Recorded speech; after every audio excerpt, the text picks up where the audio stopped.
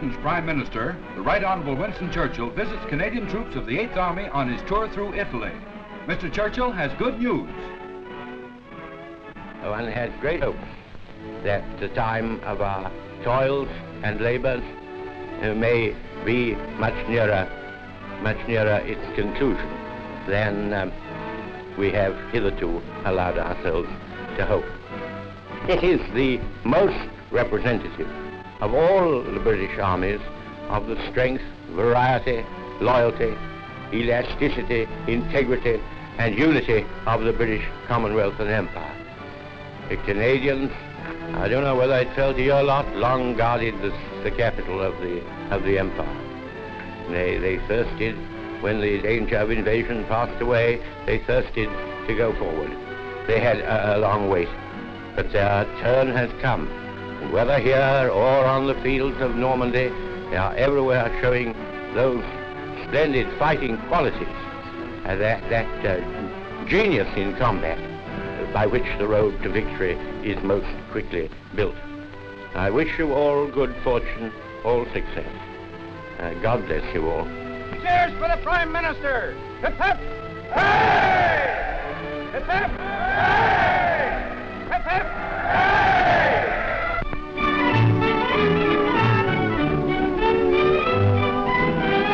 In Normandy, the lads of the 1st Canadian Army play host to a large group of French kiddies. Everything is provided to make the party a jolly one, even a clown. Sapper Bédard is a funny man in grease paint who finds himself the outstanding hit of the occasion. Hailing from Quebec City, he sings and jokes in the kiddies' own language. Everything is strange and wonderful to the little toddlers. Their lot has been to live amid the horrors of war. That is all done with now. There will be many more grand parties before their Canadian cousins leave for home. The most important time in any party is when the eats are handed out.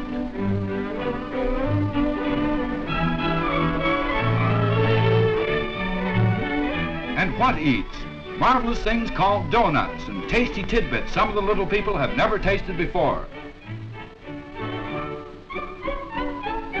Come on there, fellas. It's everybody for himself today.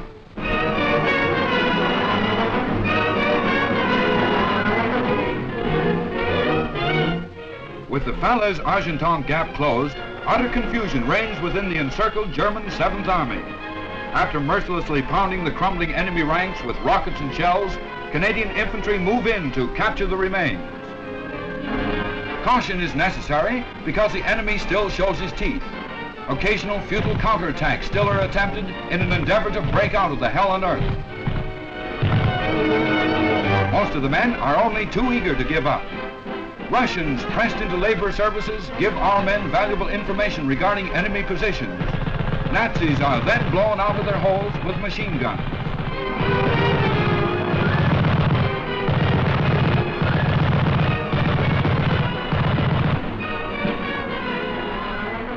Soon, a steady stream of prisoners pours in as the pocket is chopped up into ever smaller groups. Officers question prisoners on the fly before routing them back to the nearest prisoner of war cage. Over 150 were captured by one Canadian, Private E.H. McCallister of Hamilton, Ontario, who rides herd in a captured Jerry Jeep.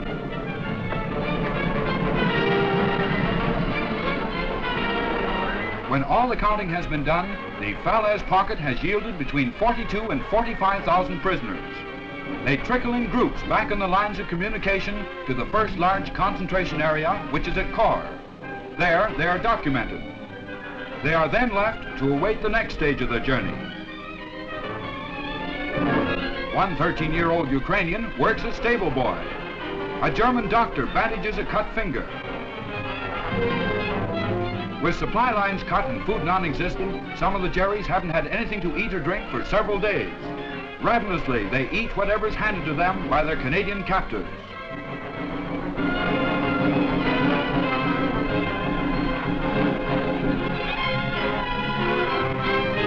And now, they're away on another lap of the journey.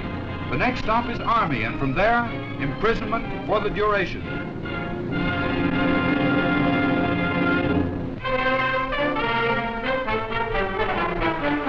Flash, world-famous celebrities visit 1st Canadian Army headquarters.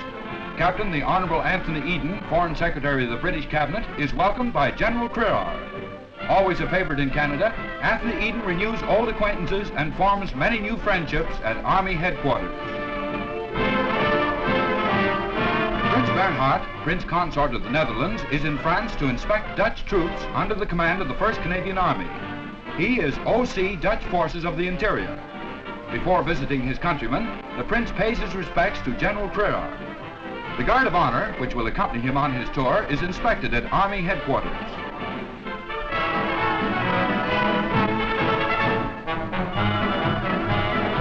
Flash, the first contingent of Quacks arrives in Normandy.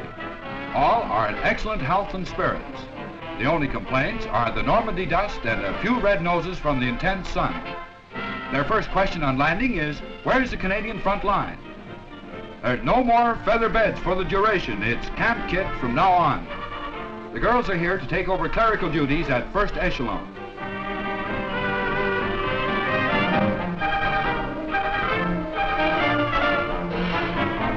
Flash, the smoke eaters of the Army Fire Service are on the job in Normandy. An Army lorry takes the place of a shiny red fire wagon, and the boys really know their stuff. Anything that burns, from a jeep to a headquarters, receives prompt attention. Having qualified in a hard school, the fire laddies find very little time for checkers around the station house. Composed mainly of peacetime firefighters, the Army Fire Service does valuable work even in frontline areas. Flash, the Nazis use dummy tanks to delude our reconnaissance units. Mounted on French farm carts, the dummies are built to full-scale size. They are designed to draw our fire and fool our spotter planes.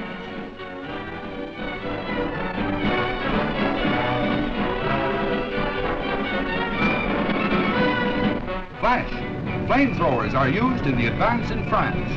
Now the story can be told of how enemy troops were literally roasted out of their positions by our fast-moving torches of death. Canadians are the best trained troops in flame warfare. They introduced this Allied method of attack at the start of the invasion. Jerry used flamethrowers for reducing the fortifications and as terror weapons. Largely a Canadian development, the Wasp achieved complete technical and tactical surprise. Mounted on a standard infantry carrier, the Wasp is capable of throwing fire a distance of many yards.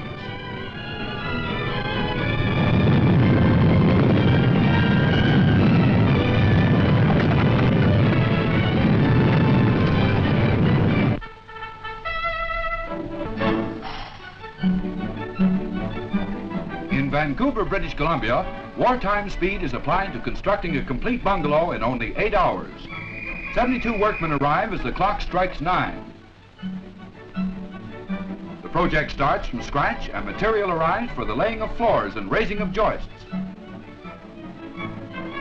Simultaneously, plumbers commence installing piping as a bulldozer crew carries on with grading the lawn. The future home begins to take shape as supplies continuously arrive. By mid-morning, bricklayers are already at work in the family hearthstone. Tailored at factory, every board is numbered. The lock-stave construction principle fits them together without the help of nails. Solidly built, the home is guaranteed to last for 30 years.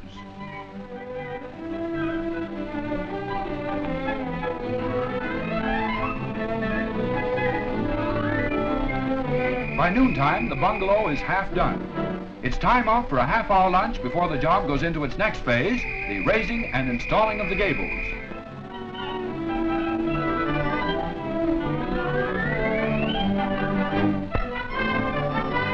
The roof is practically all in place as 3 o'clock passes. Now it's time for sodding operations to commence.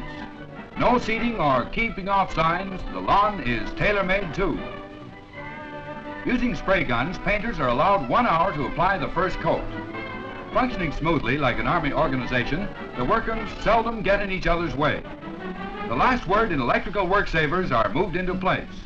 The shingling nears completion.